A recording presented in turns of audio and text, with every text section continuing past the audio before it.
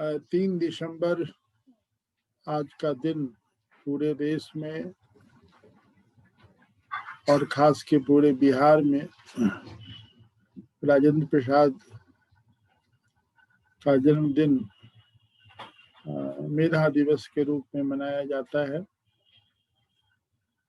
यह बिहार और बिहार वासियों के लिए गौरव की बात है कि देश के सर्वोच्च पद पर बिहार का एक सपूत आसीन हुआ और उसकी ख्याति देश ही नहीं अंतर्राष्ट्रीय स्तर पर स्थापित हुई। वर्ष 2009 राजेंद्र प्रसाद की जन्म शताब्दी का 125वां वर्ष था, जिस अवसर पर बिहार सरकार ने उनके 150वीं वर्ष को धूमधाम से मनाने का निश्चय किया और मुख्यमंत्री की अध्यक्षता में सभी विभाग के प्रधान सचिवों और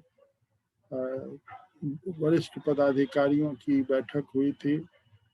जिसमें मुझे भी भाग लेने का अवसर मिला था। और उस अवसर पर कैबिनेट सेक्रेटरी ने हमसे पूछा था कि आपके द्वारा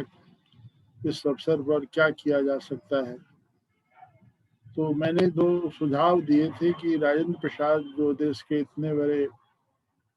पद पर आसीन हुए, पूरे भारत और खासकर बिहार का गौरव हम सब महसूस करते हैं उनको,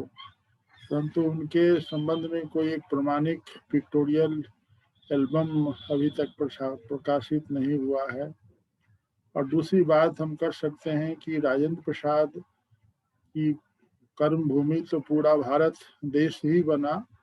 परंतु उनके स्वतंत्रता संग्राम के आंदोलन की शुरुआत बिहार से हुई।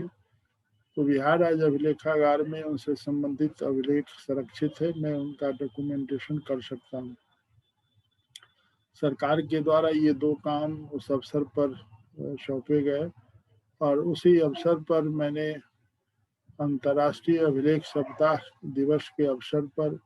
मैंने एक प्रदर्शनी का आयोजन किया था, जिसमें उनके दस्तावेज और अभिलेखों के संग्रह को तथा उनके तस्वीरों की एक प्रदर्शनी लगाई थी, जिसका प्रसारण महीनों दूरदर्शन के द्वारा किया जाता रहा और सभी अखबारों में ये चीज़ें प्रकाशित हुई। और 2 पुस्तक उस समय बिहार राज्य अभिलेखागार के द्वारा प्रकाशित हुई, walking down in lane and Rajendra Prasad in the records of Bihar state archives. इस पुस्तक को पूरे देश में इसका की प्रशंसा हुई और विदेशों तक लोग ने इनके एल्बम्स और रिकॉर्ड्स को खरीद के अपने लाइब्रेरी को सुसज्जित किया। राजेंद्र प्रसाद स्वतंत्रता संग्राम के एक ऐसे प्रखर सेनानी थे जिसके संबंध में महात्मा गांधी का कथन था कि पूरे देश में डॉक्टर राजेंद्र प्रसाद ही एक ऐसे व्यक्ति हैं जिनको मैं विष का प्याला भी दूं तो उसे बिना किसी संकोच के उसको वो पी जाएंगे। गांधी की निष्ठा, गांधी के प्रति उनकी निष्ठा और गांधी का उनके प्रति विश्वास इस बात का द्योतक है कि वो गांधी के कितने करीब थे। इतना ही नहीं, लाल बहादुर शास्त्री के साथ एक वार्तालाप में लाल बहादुर शास्त्री ने लिखा है कि राजेंद्र प्रसाद ने उनसे कहा कि मैं यह समझ लिया हूँ पूरी तरह से कि कितनी ही बातों का विरोध हो, परंतु होता वही है जो गांधी कहते हैं, इसलिए मैं उनकी बातों को पूरी तरह से मान लेता हूँ। उसमें कोई संकोच मुझे नहीं होता और न कोई संदेह होता है। तो एक तरफ राजेंद्र प्रसाद की निष्ठा गांधी के व्यक्तित्व पर और दूसरी तरफ गांधी का विश्वास उनके तरफ एक अनोखा दृष्टांत इतिहास में मिलता है। तेज बहादुर सप्रू ने राजेंद्र प्रसाद के बारे में कहा था कि गांधी का सत्य और अहिंसा के प्रति जो निष्ठा है वह एक्वायर्ड है, बुद्धि जनित है, परंतु राजेंद्र प्रसाद की जो निष्ठा सत्य और अहिंसा के प्रति है वो बिल्कुल स्वाभाविक है। तो गांधी और पूरे स्वतंत्रता आंदोलन में राजेंद्र प्रसाद एक अजात शत्रु के रूप में माना जाता है। भारतीय राजनीति में उन्हें अजात शत्रु के रूप में कहा गया है। सरोजनी नायडू ने उनके बारे में, जब वो दूसरी बार अखिल भारतीय कांग्रेस कमेटी के प्रेसिडेंट बने थे, तो राजेंद्र प्रसाद के व्यक्तित्व की चर्चा करते हुए कहा था कि राजेंद्र प्रसाद के लिखने के लिए, की जीवनी लिखने के लिए सोने की कलम और मधु की स्याही हो तभी उनके जीवन के बारे में लिखा जा सकता है। और स्वयं जवाहरलाल नेहरू उनके बारे में कहते थे कि सत्य राजेंद्र बाबू की आंखों में स्वयं झांकता है। तो राजेंद्र बाबू का व्यक्तित्व इतना निश्चल था, इतना सादगीपूर्ण था, सत्य और अहिंसा के प्रति इतना समर्पित था कि पूरे राष्ट्र ने और पूरी मानवता ने उनकी सादगी और उनकी सहजता को बड़े आदर के भाव से स्वीकार किया। राजनीति के क्षेत्र में राजेंद्र प्रसाद बिहार की राजनीति से उनका जीवन सक्रिय हुआ और सबसे पहले वो कलकत्ता में बिहारी स्टूडेंट कॉन्फ्रेंस के संस्थापक थे। और जब दादा भाई नौरोजी 1906 में कांग्रेस की अध्यक्षता कर रहे थे तो उस समय वो कांग्रेस में शामिल हो गए। इस तरह से वो गांधी से पहले वो कांग्रेसी हो गए थे और लखनऊ अधिवेशन 1916 में सबसे पहले गांधी से उनकी मुलाकात हुई और 1900 चंपारण के सत्याग्रह में गांधी के साथ वो अप्रीतम सहयोगी के साथ उनका साथ दिया। राजेंद्र प्रसाद जब बिहार की राजनीति से देश की राजनीति में आ गए कांग्रेस के अध्यक्ष होने के फलस्वरूप, तो बिहार के स्वाभाविक नेता के रूप में डॉक्टर श्री कृष्ण सिंह ने उस जगह को पूर्ण किया और वो एक स्वाभाविक रूप से उसके नेता बने थे। राजेंद्र प्रसाद के राष्ट्रपति बनने के संबंध में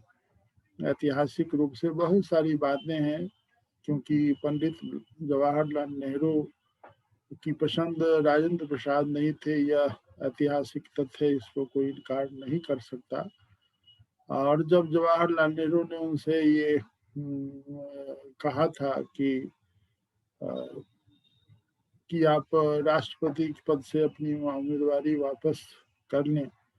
तो उन्होंने इस बात से इनकार किया था, कहा था कि यह मेरा निर्णय नहीं है, यह तो कांग्रेस के वरिष्ठ नेताओं का निर्णय है और जनता का निर्णय है, इसे मैं कैसे वापस कर सकता हूँ। जाहिर है कि जनमत के सामने और बहुमत के सामने सरदार वल्लभ भाई पटेल और सभी लोग इस बात के लिए आग्रहशील थे कि राजेंद्र प्रसाद ही देश के राष्ट्रपति बने और अंत में राष्ट्रपति वो बने भी। वो संविधान सभा के अध्यक्ष थे, इसलिए भारत के संविधान निर्माताओं में से वो एक थे ही। इस संबंध में बहुत सारे लोगों ने ये आज भी पोस्ट पर इस प्रश्न को उठाया है कि वो संविधान निर्माता, वो संविधान सभा के अध्यक्ष थे या उससे और भी कुछ अधिक थे। इस बात पर चर्चा होनी चाहिए थी। वाल्मीकि प्रसाद जो उनके निजी सचिव रहे हैं, जो उनके पूरे कॉरेस्पोंडेंस को उन्होंने प्रकाशित किया है, उसमें उनकी संविधान निर्माण में उनकी भूमिका के बारे में लिखा गया है। वैसे ड्राफ्ट कमेटी के चेयरमैन बाबा साहब अम्बेडकर थे और उन्हें संविधान निर्माता के रूप में माना जाता है। राजेंद्र प्रसाद की अध्यक्षता में सारी बातें हुई थी और एक संविधान सभा के द्वारा ये संविधान के सारे प्रस्तावों पर जिक्र हुआ है। और मधुलमय ने इस बारे में इस वाल्मीकि प्रसाद की बातों को खंडन करते हुए लिखा कि संविधान के निर्माण में अगर सबसे अधिक योगदान किसी का है तो पंडित जवाहरलाल नेहरू और सरदार वल्लभ भाई पटेल का है। और अध्यक्ष की हैसियत से अधिकार राजेंद्र प्रसाद का अधिकार काफी सीमित हो गया था, यद्यपि शवों का सम्मान उनके प्रति था, परंतु बहुत सारे विषयों पर राजेंद्र बाबू ने अपने मत रखे थे और राष्ट्रभाषा के रूप में हिंदी को स्वीकार करने में उनकी भूमिका सराहनीय थी और उनके हस्तक्षेप के कारण ही हिंदी राष्ट्रभाषा के रूप में स्वीकार की गई। राजेंद्र प्रसाद की सबसे बड़ी खासियत ये थी कि हम इस बात को उल्लेखित करना बहुत आवश्यक है कि भारत और पाकिस्तान दोनों ही एक बार स्वतंत्र हुए थे और प्रजातांत्रिक व्यवस्था में दोनों की शुरुआत हुई थी, परंतु बहुत दिनों तक पाकिस्तान प्रजातांत्रिक व्यवस्था में नहीं रह सका और भारत का प्रजातांत्रिक व्यवस्था जो इतनी सक्सेसफुल हुई उसका कारण यह था कि आज़ादी की लंबी लड़ाई में विभिन्न मत वाले लोगों को एक साथ रह के आज़ादी के साथ काम करने के कारण जो सद्भाव और सौहार्द स्थापित हुआ था, वो पद पर आसीन होने के बाद भी एक दूसरे के प्रति आदर और सामंजस्य की भावना थी। ऐतिहासिक साक्ष्य उपलब्ध है कि राजेंद्र प्रसाद और जवाहरलाल में मौलिक रूप से मतभेद थे बहुत सारे विषयों पर, परंतु कभी उनके राष्ट्रपति शासन काल में कोई ऐसी बात जनता के सामने नहीं आई कि जिसमें कि सत्ता के दो शीर्ष पुरुषों के बीच में कोई मतभेद हो। बहुत सारी चीजें, बहुत सारे तथ्य मेरी जानकारी में ऐसे हैं जो अभी तक इतिहासकारों के द्वारा पुस्तकों में प्रकाशित नहीं किया गया है और बहुत सारी जीवनियां भी उनके बारे में नहीं लिखी गई है, परंतु अगर फिर से राजेंद्र प्रसाद के बारे में उन तथ्यों को उल्लेखित किया जाए तो राजेंद्र बाबू के बारे में बहुत सारी जानकारियां मिल सकती हैं। इस संबंध में जो राष्ट्रीय अभिलेखागार नई दिल्ली में राजेंद्र प्रसाद से संबंधित जो प्राइवेट डॉक्यूमेंट्स दिए गए हैं, उन दस्तावेजों में कुछ बहुत सारे ऐसे अभिलेख हैं जो उनके व्यक्तिगत जीवन में और राजनीतिक जीवन में उनकी आस्थाओं और निष्ठाओं के बारे में प्रकाश डालते हैं। उसमें एक पत्र ऐसा भी है जो स्वयं राजेंद्र बाबू ने अपने हाथों लिखा है, जो उनकी स्वयं हैंड राइटिंग में है, जिसमें अपने किसी गुरु को लिख रहे हैं और गुरु का नाम भी है और वो उनका पोस्टल एड्रेस भी है और वो चिट्ठी लिख रहे हैं कि मैं इन दिनों मेरा जवाहरलाल नेहरू से मतभेद चल रहा है, मैं सोचता हूँ कि मैं राष्ट्रपति पद से त्याग पत्र दे दूँ। मेरे व्यक्तिगत जीवन में इसका कोई हमको खेद नहीं होगा क्योंकि पद हमारे लिए कोई महत्वपूर्ण बात नहीं है। अगर आपकी इजाज़त हो तो मैं इस काम को इस 26 जनवरी के बाद मैं कर दूँ, परंतु आज तक मुझे किसी भी पुस्तक में या स्वयं उनकी आत्मकथा में भी इन चीज़ों का जिक्र नहीं मिला है कि व्यक्तिगत जीवन में कोई गुरु उनके ऐसे थे जिस पर वो राय मशविरा करते थे। और वो गुरु ऐसे थे कि उनकी चिट्ठी महावीर प्रसाद जो एडवोकेट जनरल बिहार के थे उस समय उनको भी जाती थी, कोई दूसरे लोग डिसाइफर करते थे और उनको पढ़ते थे। मैंने उन सारे दस्तावेजों को नेशनल आर्काइव से फोटो कॉपी करा के BRS आर्काइव में ला दिया था। ये कुछ नए तथ्य है जो राजेंद्र प्रसाद के बारे में जाना जा सकता है। आज उनकी इस तिथि पर मैं अपनी श्रद्धा सुमन अर्पित करता हूँ और उन्हें याद करता हूँ कि बार बार इस देश में इस तरह के सपूत पैदा हों जो राजनीतिक और सामाजिक जीवन में ऊंचा आदर्श को बनाए रखें। मैं कुछ उनके सम्मान में कुछ जो अपनी कृति संपादित की और लोगों के समक्ष कुछ लाया, इसलिए मैं अपना सौभाग्य मानता हूँ और मैं अपना प्रणाम निवेदन करता हूँ।